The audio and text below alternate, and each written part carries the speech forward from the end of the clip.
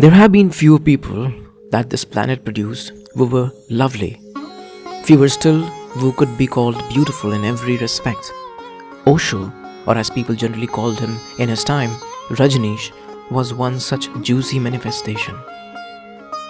He was born in 1931 in the geographic heart of India, Madhya Pradesh, and died in 1990 in Pune.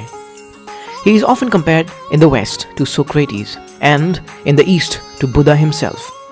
Heavily educated philosopher, blessed with a brilliant sense of humor, a master psychologist, a truly gifted orator, a downright rigorous argumentator, and a crazy sage of Pune, he is still known as the most dangerous man in the world. But he was also the most misunderstood human being, just like the Greek philosopher Socrates. And his followers also believe that he and Socrates both shared the same cause of death, poisoning. His death is a controversy. I often like to imagine him like the most beautiful living paradox of all time. He himself summarized his philosophy as the work of Zobra the Buddha. Zobra, an extreme materialist, and Buddha, an extreme mystic. Apparently, a contradiction in terms until you have figured out the main agenda of this man. Whatever he spoke became instant bestseller books. And pick any two sentences in his book, and you will see that they possess the force of an aphorism drenched in pure wit. Some years ago, when I sat down to make a list of his books, I was surprised. He has produced over 300 books, many of which were translated into all the major languages of the world. He admitted that he had read like 100,000 books. His own literary production can very well fill a well-furnished private library. And he spoke on everything. Try googling Osho on, and you'll find how well-read and dynamic this man was. It is difficult to understand exactly what was the point he was trying to make in all his books until you get acquainted with the Upanishads, the oldest among the surviving literatures of India. He was unfortunately pictured as the sex guru. Unfortunately, because nowhere in his writings will you find sex as his main agenda. There are only a few books in which he has elaborated on how sexual pleasure can be used as a tool to meditate. One of his books from October 1972 enlists many methods of using other variety of pleasures as tools to meditate. Sex is only one among many others.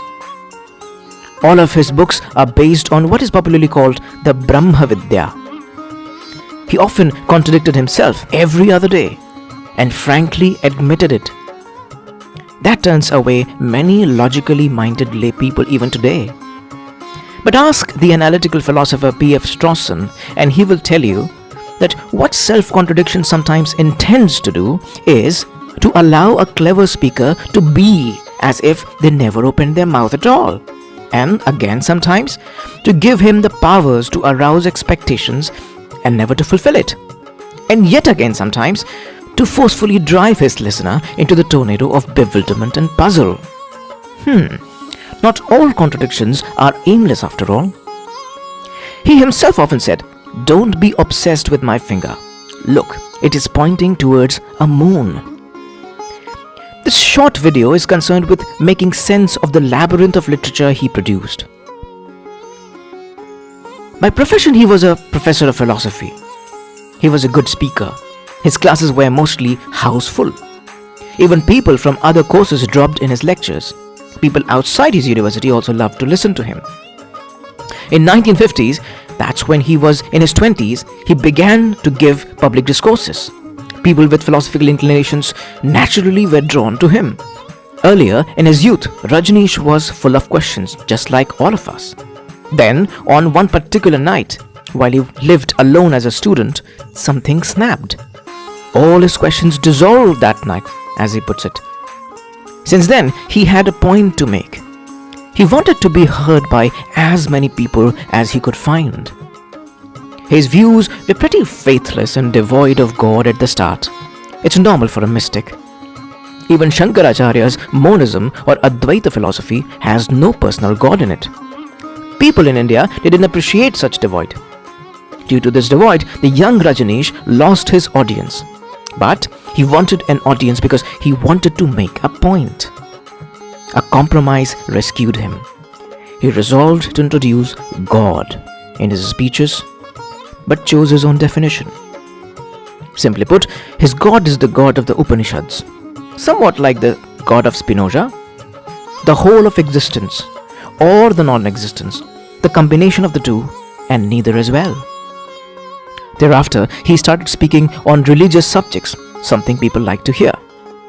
But more than anything else, people fell in love with his unique interpretation of everything. He was born in a Jain family. But later in his life, when Hindus heard him, they called him a true Hindu. When Sufis heard him, they called him a true Sufi. Sikhs called him a true Sikh when they heard his interpretation of Nanak. Christians called him a true believer in Christ when they read his book, The Mustard Seed. In short, they were cast under the spell of his pragmatic oratory and ironic criticisms. He implied, they inferred.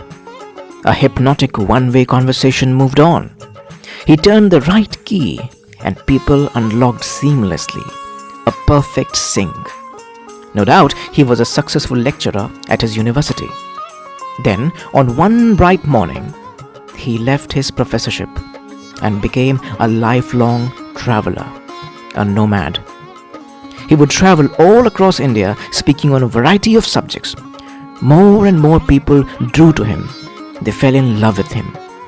Slowly, he was recognized as a mystic with a gargantuan brain. And that is when he resolved to interpret ancient texts of India in his own unique fashion. His interpretations were instant bestsellers as soon as they hit the market. Though he never wrote a book, whatever he spoke was transcribed verbatim. So I'll assume him to be a prolific writer for the sake of this video and will refer to his works as his writings. In the late 1960s, his followers outnumbered all mystics. Western elites, fed up with the dryness of Sartre, were naturally drawn to Rajneesh's musical and juicy existentialism. On the other hand, rich Indians who had transitioned from colonial subjugation to democratic liberalism liked the taste of his disruptive and deep spirituality. They began recording his speeches and transcribing them to be published. His earliest available books date from around 1964. Most of his early writings contain mystic interpretations of society, religion, and life in general. In 1964, he published Sadhana Path, probably his first instruction manual for meditation. Until 1968, despite his constant speaking and publishing, he remained relatively hidden and obscure from the pop culture of India. His first breakthrough happened when the sexually frustrated Indian citizens were captivated by his fanciful interpretation of sex. In 1968, Sambhog Se Samadhi appeared in Bombay and went viral in matter of days. Many loved it, the rest loathed it, but nobody could ignore it. And it was about to revolutionize his life. It interpreted sex in a positive light, as a life-creating force and a great tool for meditation. It is surprising to me that people were surprised by this interpretation because Rajneesh was not developing some new theory. The 10th century Kashmiri philosopher Abhinav Gupta had already developed this thesis 1000 years before Rajneesh. Nevertheless, his audience grew several-fold because of this one book. Then, in 1970, another breakthrough happened when he published Main Mrityu Sikhata Hoon, in which he elaborated on death and the process of dying from mystical angles. Yet another breakthrough drew an enormous number of devout Hindus when he, in 1970, published Krishna Smriti. I strongly advise you to read his interpretation of the life and choices of Krishna if you are a devout. I assure you, you'll be mesmerized. मैंने कुछ नहीं किया। तुमने क्या नहीं किया? This was the point of an avalanche of crowd in the life of Osho. Then, for the first time, he took upon himself the task of commenting on the entire Bhagavad Gita. It took him more than 5 years to finish. What it resulted in was one of the most lucid, easy to understand interpretations of the 18 chapters of Gita. Gita Darshan was finally published in full 8 volumes in 1975, which is still available across India. Meanwhile, he had been commenting on all the major Upanishads whenever he travelled to Mount Abu in Rajasthan. His commentary always had a strong smell of Sartre and Camus and Freud. His existentialism did to the young psyche what deathbed would eventually do, but very late.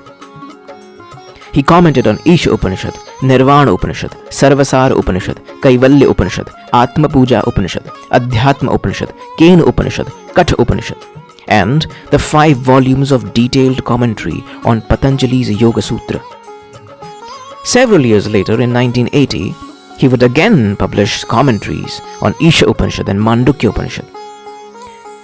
His most intricately and beautifully crafted work came out in 1973, called The Book of Secrets, which was the longest commentary on Kashmir's Vigyan Bhairav Tantra, a manual of meditation. I think he chose this title because the word secret translates to Gupta in Sanskrit, and it was, of course, the book of Abhinav Gupta's tradition, an exceptional philosopher of 10th century Kashmir. And it is for this man that we revere and value the philosophical heritage of Kashmir. Next year, he published another masterpiece, the Shiva Sutra, which also belonged to the same Kashmiri school of philosophy. These 2 books are a compendium of systematic meditation. The Vigyan Bhairav Tantra contained 112 meditation techniques. Rajneesh polished these techniques to suit the modern scientific age. Anyone interested in dhyan and meditation will find this book her indispensable companion. He commented on Blavatsky's The New Alchemy in 1973, followed by Mabel Collins' The Voice of Silence, published in the same year.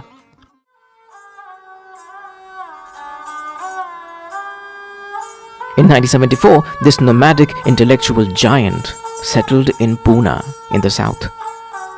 When India was under Indira Gandhi's emergency, Rajneesh was speaking his heart out and was drawing his followers, whom he always called his friends, into the depths of Kabir, Nanak, Gorakhnath, Dadu, Maluk, Raidas, Paltu, Charandas, Dharamdas, Sundardas, Darya, and many other medieval gems of India. He wrote several books on the jewels of Sufi tradition, the Greek tradition, which included Pythagoras and Heraclitus. He commented on the first few books of the New Testament, interpreting Jesus and Saint Dionysius. On the Jewish tradition, interpreting Martin Buber. He published 2 volumes of work on obscure Parsi prophet Zarathustra and made him lively with joy and laughter. He wrote many books on lady mystics of medieval period like Mirabai, Dayabai. He wrote multi-volume books on Buddha, Mahavir, Narad, Shandilya, Shankaracharya, Ashtavakra, the East traditions of Tao, Zen, Saraha, Tilopa, Atisha. He was so much in love with Buddha that he commented on the entire Dhammapada in Hindi starting in 1975 and then again in English 4 years later. Books after books, a flood of books happened throughout the 1970s. This decade of lecturing, the 1970s, was followed by the decade of Q&A in 1980s, in which he answered hundreds of questions from his followers as well as from media, both in the US and India.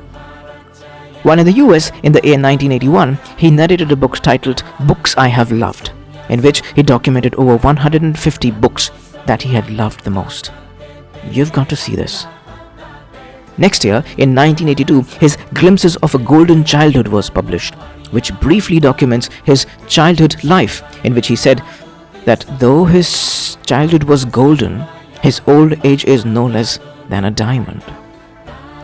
Later, during his short stay in Greece in the year 1986, he produced Socrates Poisoned Again, in which he compared the deplorable condition of the 20th century to the conditions of the year 399 BCE, when the West murdered its first documented philosopher, Socrates. In 1986, another book titled Kopale Fir Foot Aayi was released. In this book, Osho opens himself up and talks about his early intentions and his strategies. Most of his published work late in his life is on the Japanese Zen tradition, where he commented on the works of Bodhidharma, Tahui, Dozen, Madzu, Yakuzo, Nansen, Joshu, Rinzai, Isan, Kyozan, Yakusan, his last book being the Zen Manifesto, which was composed in 1989. The characteristics of his work comprises a very lucid style, full of funny examples, and a multitude of quotes from intellectuals and philosophers around the world.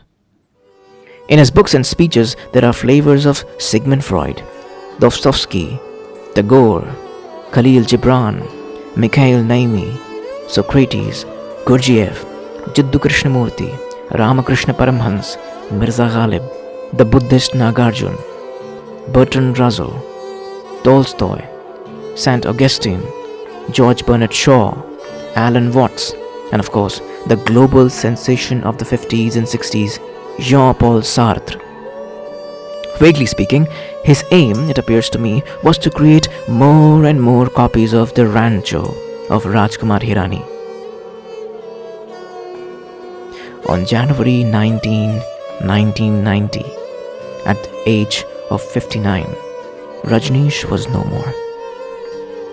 Though he died too early for his age, the amount of literature he produced in the last 25 years of his life has become a fascinating treasure house for book lovers and mystics. India should be proud of the giants it has been producing since antiquity, but it ought to bow before this free man of blood and bone and marrow, who traced all of human history in his works and integrated all different mystical traditions into one poetic garland, motivated by nothing less than the Kantian goodwill, a selfless effort to make this world a better place.